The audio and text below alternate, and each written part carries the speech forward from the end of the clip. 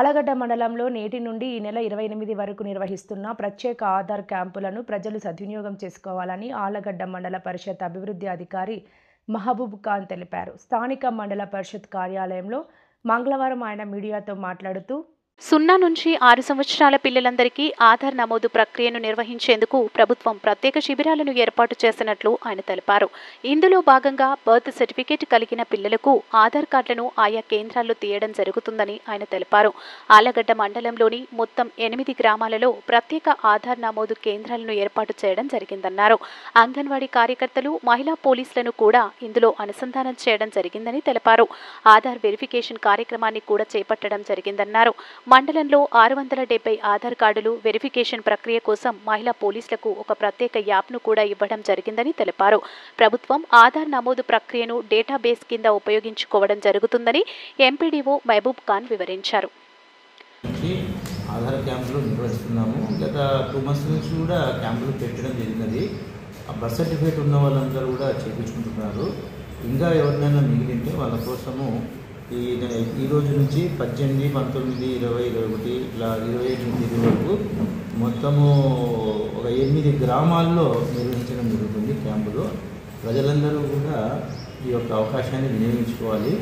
తర్వాత అంగన్వాడీ సెంటర్స్ దగ్గర పేర్లు ఉన్నాయి, వాళ్ళకు కూడా చెప్పడం జరిగినది. మహిళా పోలీసు వాళ్ళకు కూడా అనుసంధానం చేసి ఈ యొక్క ఆధార్ క్యాంపులో ఎన్రోల్మెంట్ లేని వాళ్ళ పిల్లలందరూ కూడా ఆధార్ క్యాంపులో ఆధార్ వచ్చేటట్లు చేయమని చెప్పడం జరిగింది.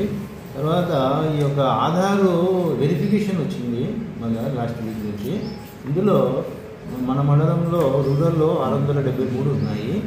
అవి మన యొక్క మహిళా పోలీసులకు యాప్ ఇచ్చినారు. అది యాప్లో వాళ్ళు వెరిఫికేషన్ చేసి నమోదు చేస్తున్నారు. అంగన్వాడీ సెంటర్లలో కూడా అంగన్వాడీ వాళ్ళతో టీచర్లతో మాట్లాడి వెరిఫికేషన్ చేస్తున్నారు. అది కూడా రేపట్లో ఒక 2 daysలో కంప్లీట్ చేయడం జరుగుతుంది.